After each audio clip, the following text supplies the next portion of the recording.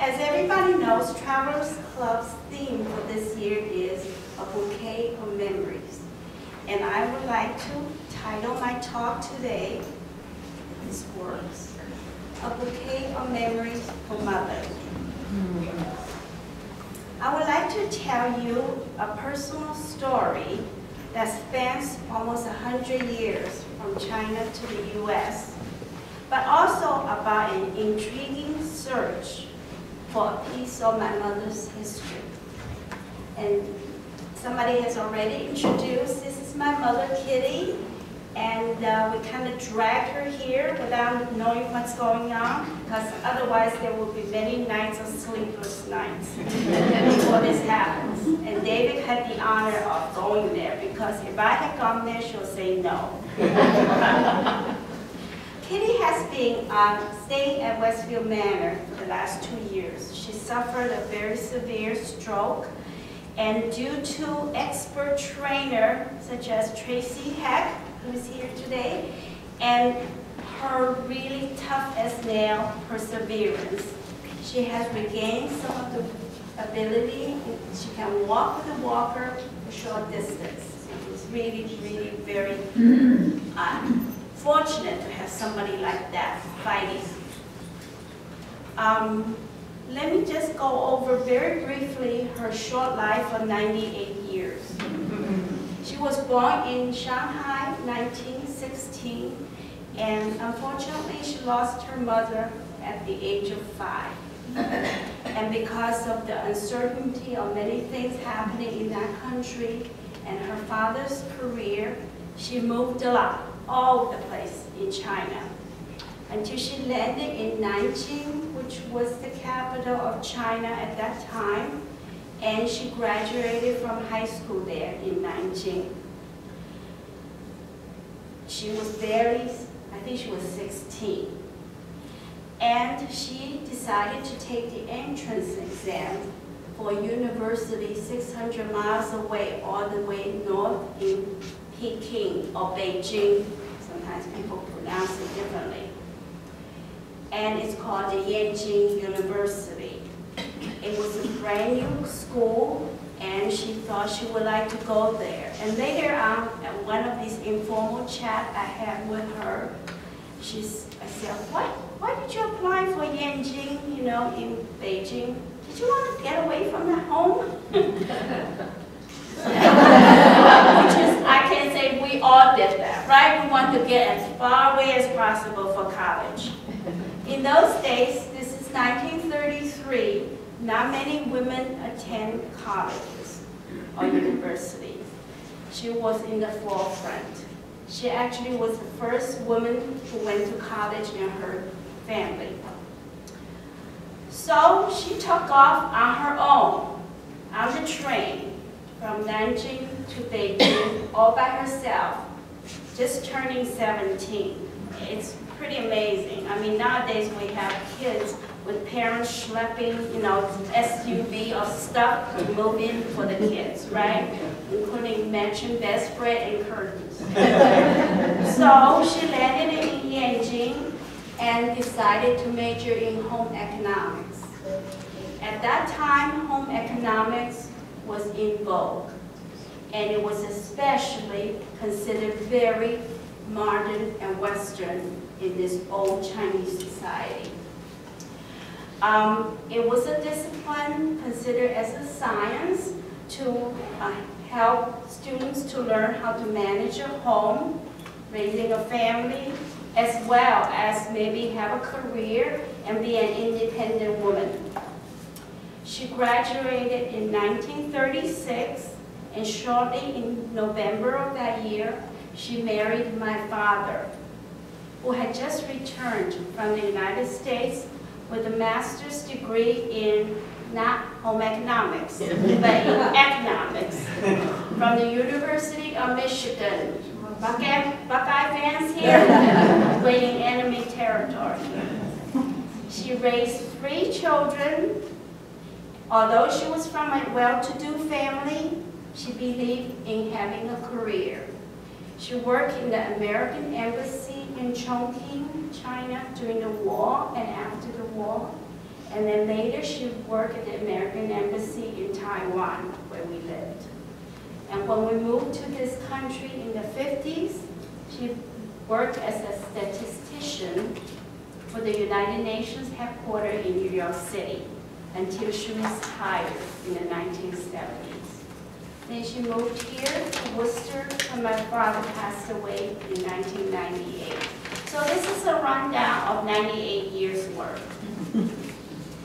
For the past 16 years, she gets the mail and I bring it to her, and among that she always gets an alumni magazine from her alma mater, Yenching University.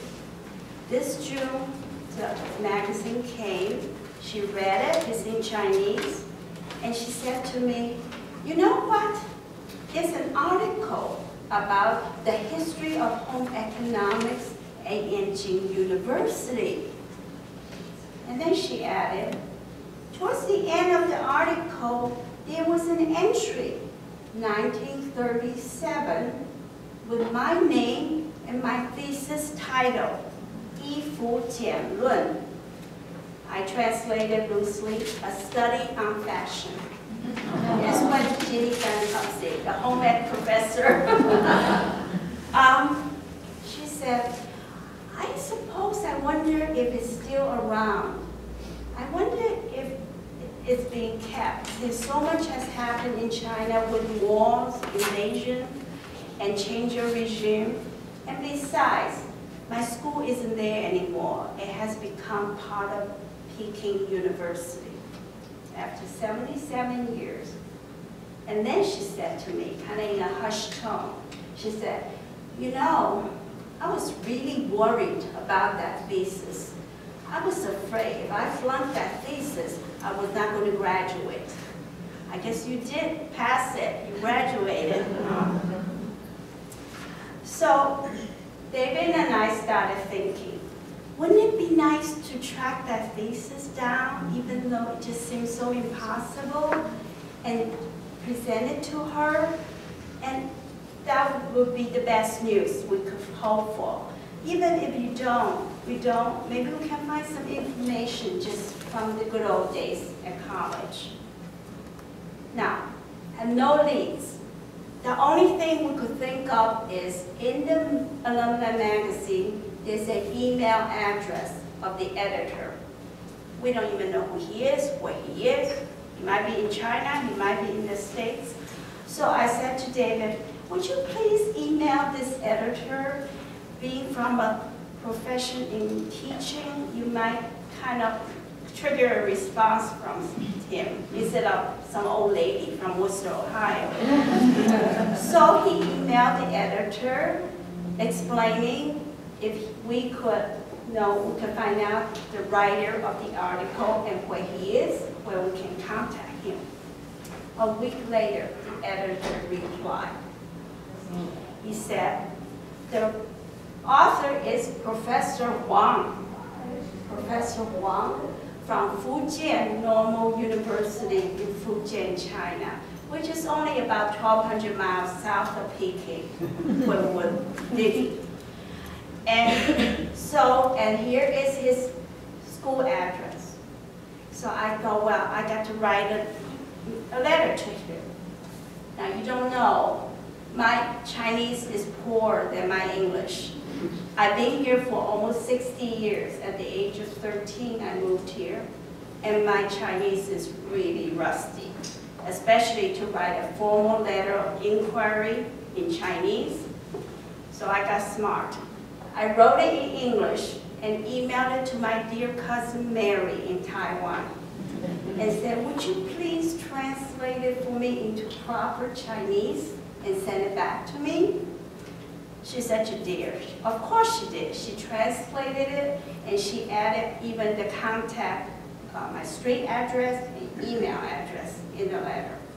So the letter came back to Wooster. I printed it out, put my John Hancock name right in there as if I wrote it, and sent it out by snail mail to China. then the waiting began. You know, you heard of slow boat to China, right? Even airmail takes a long time. So, about 3 weeks later, an unfamiliar Chinese name appeared on my inbox, email inbox. It was Professor Huang. He wrote a Chinese letter to me, and he even sent a picture of himself. This is a young Professor Huang. Looks like a kid, younger than my children. He said he is a professor of Chinese literature at Fujian Normal University, which is a very big place. I Googled it. I think that university has like 20,000 students. He said, I'm really very stressed out with my teaching and everything. And I just became a new father. But I would love to help any alumnus from Yenching University. So let me ask around. I have a friend in Peking, at the Peking University. Maybe he can do something for us. All right? Even though it's 77 years and probably is not around anymore. I was in seventh heaven just to get a response from the author. So while waiting, David and I started to do search on the net too, you know? Maybe we can find something about the history of Yenching University. I found a 3-part documentary, kind of YouTube thing. You probably understand what I'm talking about. Half hour each. It's like a documentary about the founder of Yenching University. It's really hard for me to keep all this secret all this time from her. Okay. Here is, you must recognize him. This is John Leighton Stewart, the founder of Yenching. And I would briefly tell you a very interesting story about him. He started with Yenching in 1919 and left in 1946. And later he was the last American ambassador to China before the communists took over. So he had a very long, distinguished career. So let me start with him a little bit. He was born, we're going 2 centuries back now. We're going to 1876 when Mr. Stewart was born, to a 3rd generation American Presbyterian missionary in China. And I thought such a coincidence. I'm giving this talk in a Presbyterian church in Wooster, Ohio. I mean, what a, you know, 3 centuries ago. It's amazing how small the world could be. He was born in a famous town called Hangzhou City. Some of you might have heard of it. It's a beautiful, famous city. A lot of poets and artists have showered their poetic talent on this city. If you're old enough, you might remember when Nixon opened its relationship with Communist China in 1972, he had a state visit to China and he visited Hangzhou, the famous West Lake, where he met up with Premier Zhou Enlai at that time. So back to Mr. Stewart. He was born to a missionary family and was taught by his mother, home-taught, until he was 11. Came to the States, oftentimes the missionaries sent their children back to the States for education. He went to live with relatives in, of all places, Alabama. I think the family is from Southern Presbyterian Church. I don't know the distinction, but that's what it was. And he was, first of all, he was perfectly fluent in Chinese when he was born, and also fluent in the local dialect of Chinese, which I don't even know. And then when he went to Alabama, he acquired a Southern accent. And eventually, he finished his education and graduated from Union Theological Seminary in Virginia. And he, with his new wife, He also married a missionary family girl and returned back to China in 1906. He wanted to teach Greek and Latin. However, his father really wanted him to take on the missionary work. I read his autobiography called 50 Years in China, and he expressed his debate between mission work or teaching, and finally he thought he really wanted to be a teacher. So he stayed at the same city Kitty was at in high school, Nanjing, to teach Greek and Latin with a church-related school. Now, back to Beijing. This is 1918, 1919. We got a problem there. There are 3 church-related, Protestant church-related colleges at the time. And they were thinking of combining all the 3 colleges to form a really first-class university. The 3 churches were the Methodist, the Presbyterians, and the Congregationalist denomination. And church politics started bubbling up. And they couldn't decide who should lead the new university. So they thought of Mr. Stewart down in Nanjing, 600 miles away. He probably would be a better person to form the university, build it, and lead it. They recruited him, and Stewart was very reluctant about the whole thing because he didn't want to get into administration or whatever. However, I think personally, from reading his autobiography, that he had this vision of an ideal university in China for that time. And he thought, if I don't do it, it won't happen. So he had an agenda, so to speak. So he took on the challenge, and they needed a site. And this is very funny, interesting. In Beijing, which is a historic capital city, with all the dynasty sitting, presiding over there, there just wasn't enough empty land to build a big campus. So, and also Mr. Stewart had big vision. He wanted it to be built exteriorly, with the exterior looking like the Forbidden City, palace style, all right? With modern amenities like running water, electricity, heat. That's one of his goals. So there just isn't enough plot within the wall to build a campus like that. So someone said, let's go outside the wall. Went out. Unfortunately, at that time, there were a lot of family cemetery ground because the people, the well-to-do people who lived within the city went outside the city to get family plots for burial. And it's sacrilegious to disturb anybody's burial ground. So the land was very scarce.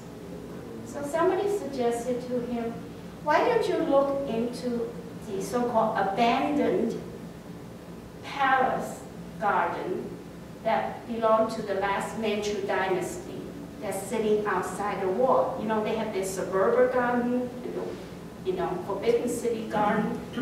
So he went and looked at it. He thought, this is the perfect place. It's beautifully landscaped with beautiful plantings, and if they created buildings with the traditional style, it would just be perfect. So he started raising money, and he went to the U.S. every year for 10 years, raising money to build this school. And some of you might have heard of Henry Luce, the the magazine, newspaper tycoon. Also, Henry Luce III has a close relationship with the College of Wooster. Hank Luce was on the board of director here. And you all heard of the Luce dormitory, right? Not L-O-O-S-E, Luce dormitory on campus. That's also money from the Luce family. Henry Luce helped him procure a lot of funding, and also a giant from the Alcoa Aluminum Company. From that estate, they tripled their donation and ended up, Mr. Stewart got $1.5 million at that time from the Alcoa aluminum family. So he is plugging along and got the site, and it was completed in 1929. And let me show you a few pictures we found on the internet. So this is Dr. John Stewart, and Kitty remembers him. And this is just the cover of the first frame of the YouTube I was watching. He was such a loved person by all the students and people who worked there. This is the main gate. Kitty, you remember that, right? The gate, the Damen main gate, alumni gate with the traditional setting and even the stone lion in front. Oh, this is the before the construction, and that's with a little coloring. It doesn't show up as well. One of the buildings that was being built. And here is an aerial view of the campus. See how beautiful it's a lake? And I think the pavilion on that little island, they dedicated to Luz. And all the buildings surrounding it. And this is another typical scene with the little Chinese bridge over the pond. It's all the traditional architect style. And here, you remember this one, right? You remember to the top, right? This is the 13th story. Actually, it's a water tower, but built in the pagoda style.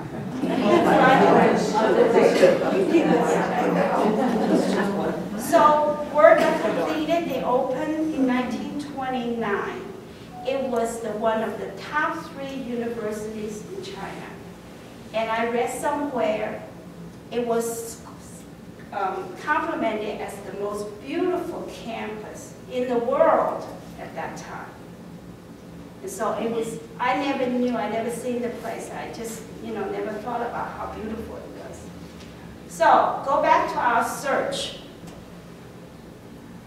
I decided I couldn't wait, so I had to email Professor Huang again, because I'm not going through my cousin again. So I wrote a short email in English to the professor and telling him how much we appreciate his help, and also send him a picture of Mom and I to kind of get a little personal touch to my correspondence. And he replied in English. He said, the Peking University library system is down. Now, I'm sure you all love to hear that, right? When a computer crashed or down. I mean, I have had my whole career in IT, and that's what I hate to hear, down. That means middle of the night I'm going to the office and fix. So it's down. And once it's up, that's what we like to hear, he thought his friend may be able to send us a copy of her thesis via email. We were ecstatic, But however, the system is down. I don't know how long this is going to take. And the talk is coming up. So he sent me some old photos from the internet. He said, well, you might be interested of student life in the 30s. So I will briefly go over a few life on campus. This is a typical courtyard. Chinese like to have a courtyard with building around it, so it's away from the elements. And this must be some meeting. And you can see the Western suited man with the Chinese traditional long gown. So it was a very kind of cosmopolitan time. And here is a dorm, co-ed dorm. The 4 ladies looking at whatever they are looking at. And there is a Western movie star on the wall in the back. David and I don't know who she is. Couldn't figure out who it is. Here is dining hall. And you can see, we like to see people with round tables, so you the conversation goes easier. And these are all the girls eating there. I don't know where the guys are. Maybe they have separate dining rooms.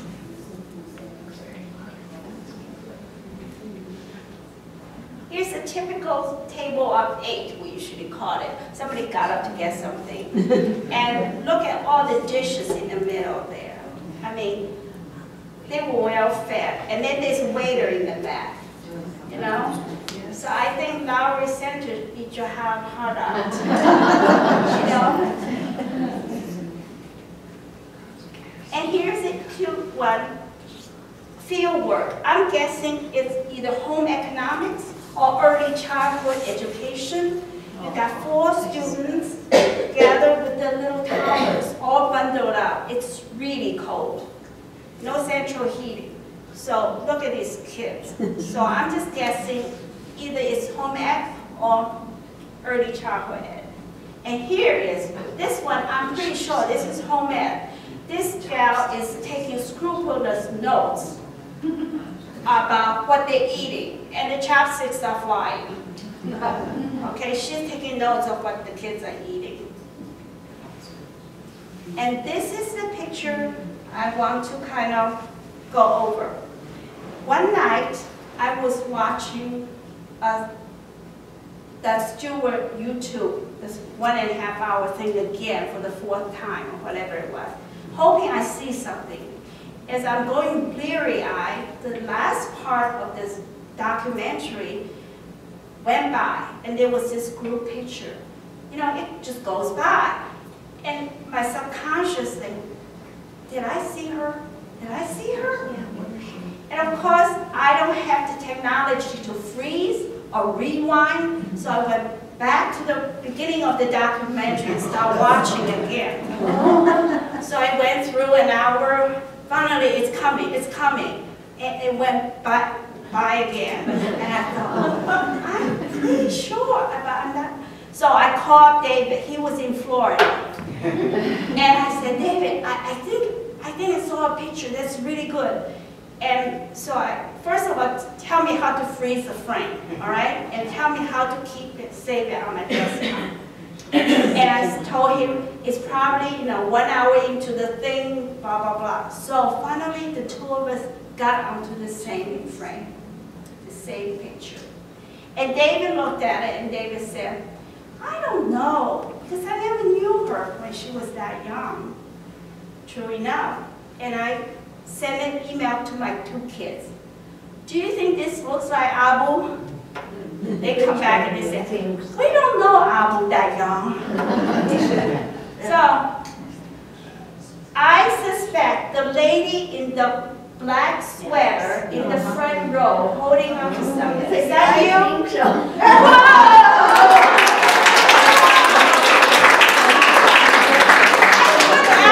That's the only person I could ask. I couldn't ask her. And the next day, I thought, well, I'm going to send it to her 82-year-old half-sister Molly in New York. See what she thinks. I mean, she kind of grew up with her. So I emailed her and I said, would you please see if that lady is your sister? And I cannot tell you why I'm asking this question. She comes back with a 1-line email. She says, I think it is her, but she looks fat.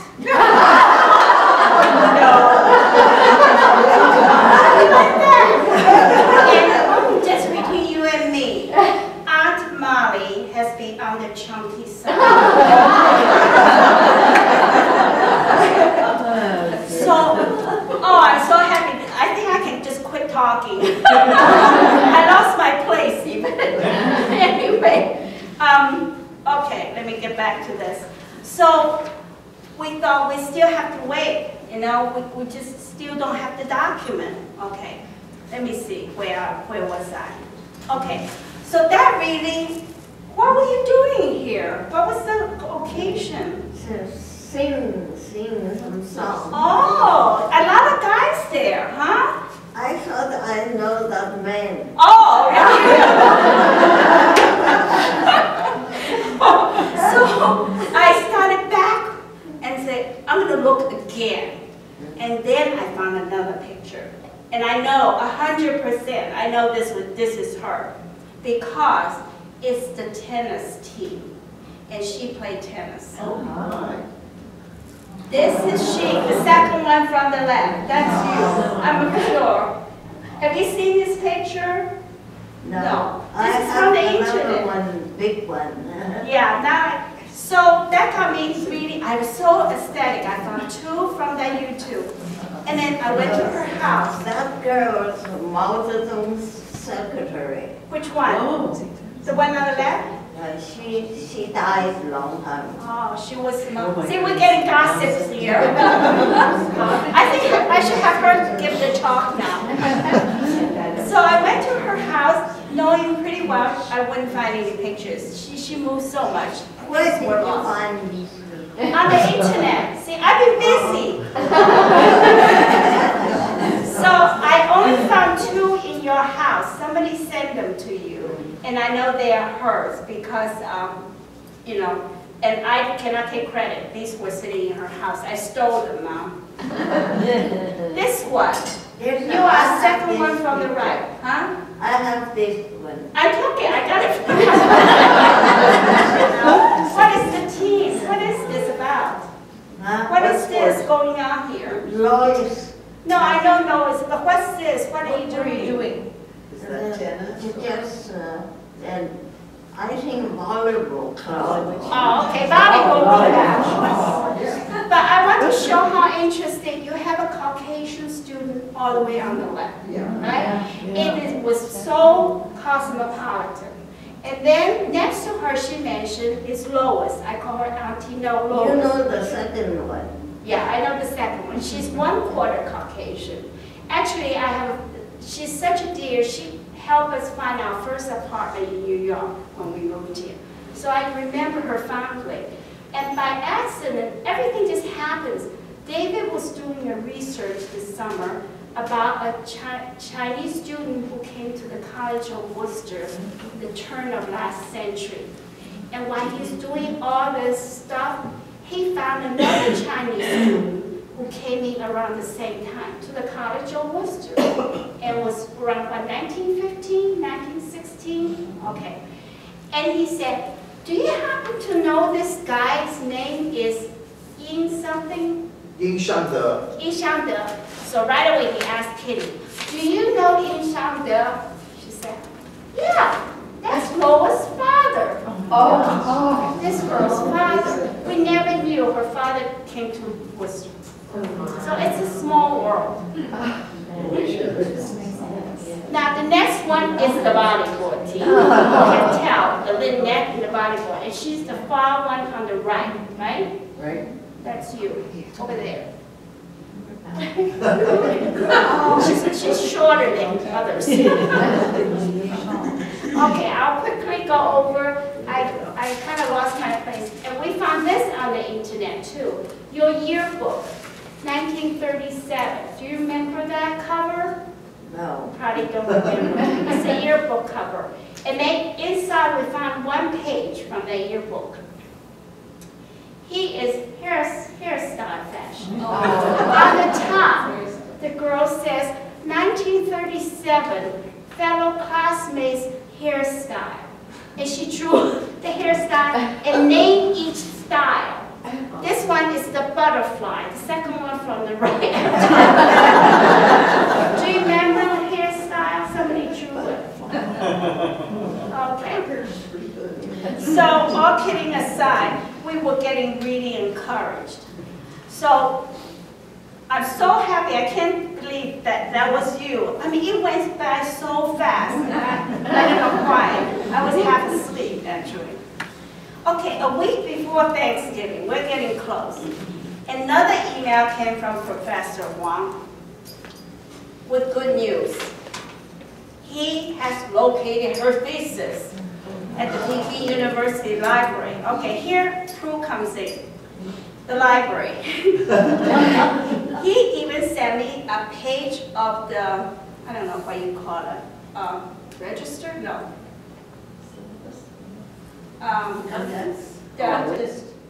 What is it called? Context or index? No, it's the library, you know, like the index card, whatever. Card catalog. Card catalog, that's the word I was trying to. This is from the card catalog. The very first one is her in Chinese, Shun-hua over there on top with 1937, and it's her Chinese name and the title of her thesis.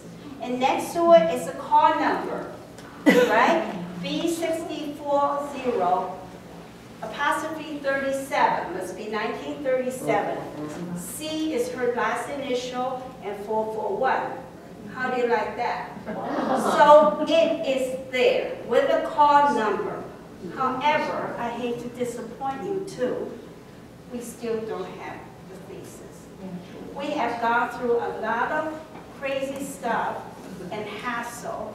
We have system down, different software, we got techies everywhere helping us. We even got his computer contaminated because of the thing they sent us.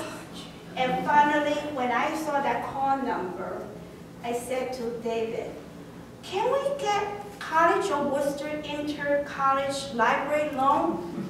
Get it over here? So he went and talked to the librarian, and she was really nice. She said, I'll give it a shot. I will request, this is right before Thanksgiving, and we waited through this 4-day Thanksgiving holiday. And after Thanksgiving, she came back. She said, I have good news and bad news. The thesis is there, but they declined our request. And I said, what? She said, they have this 50-year copyright privacy law. And the librarian said to her, this is 77 years already. It has expired. Oh no, the 50-year expired, so we put on another 50 years. How do you like that? I mean, it's absolutely unbelievable red tape. So I wrote another letter back to Peking University Library, begging them to make an exception. I said, after all, she is the author. It's not somebody else who's requesting this. I haven't heard from them yet. So, but one interesting thing with this catalog thing is, notice it's all in English, all the names underneath her. Notice all the theses were in English. To me, it's absolutely amazing. In 1937, in a Chinese university, these home ec majors were writing theses in English. The second one, right under her, is a good friend of hers, Wang Zhongjiu. Yeah, Wang Zhongjiu, the second lady, she became a professor of Chinese literature later on, specializing in Ming Dynasty drama. Her thesis is a study of housing conditions of the workers of Yenching craft work #1, something like that. This third one, I can't even pronounce the word. Chili probably can. Anti-ratchet potency of 3 kinds of hens and eggs. That's home economics. The third one I just found this morning. The third one I just read it and made the connection. It says, this lady, you probably know her, Liu Xiangchen. You know her? She knows everybody. She was in Chongqing here. Okay. The rate of growth of preschool children, a study of growth in weight, height, stem height of this orphanage and Yenching nursery school children. So I think this is that picture of the gal watching the chopsticks flying. That was her. She got into nutrition, right? Okay, and one of her other schoolmates probably doesn't appear here because she's way down in the alphabet.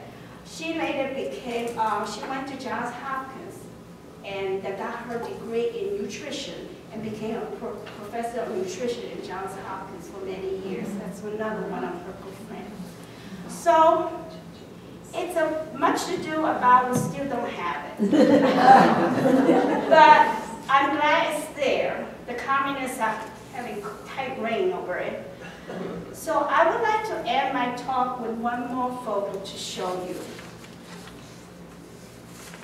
This is time ago a Christmas service outdoor at Yenching University.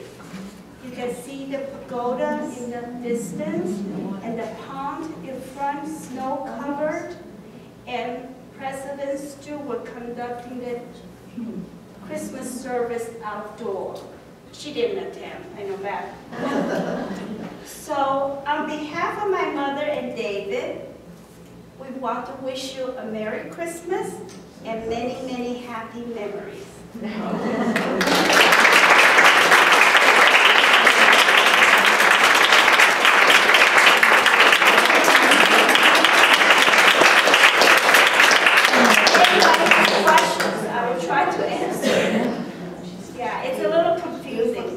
Everybody is interested in this. They are still there. Yeah, it's still there. It's part of Peking University now. David went back. You visited the campus and Kitty did. And there's a lot of hassle, right? Because Kitty, you couldn't get in there because the guard said, "Who are you?" You know? She's graduated from here. That's nice. And how Yeah, they used to go ice skating. If you went to China, could you get in to see that? Oh, yeah. Sure. If you went to China. So it's a long time ago. I'm sure, you know, College of Wooster, you have the same kind of story. Well, we hope you get it eventually, and if you do. Yes, I will report. Don't ask me to read it. It's in Chinese. Just know you have it. I'm sure Jimmy will be interested in Chinese fashion. That was fabulous. That was wonderful. Thank you so Thank much. you very much for coming and Merry Christmas to all of you.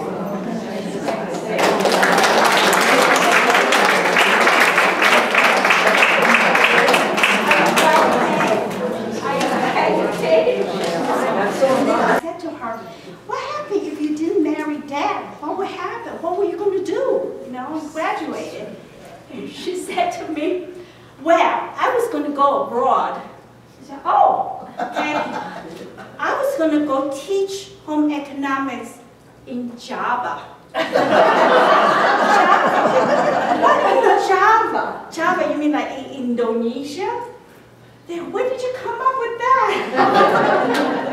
She said, well, at the time, there were people from Java coming to recruit for educated people in home economics to go to Java. And thank God she didn't go to Java. I wouldn't be around. They are lost. Java. Well, thanks so much.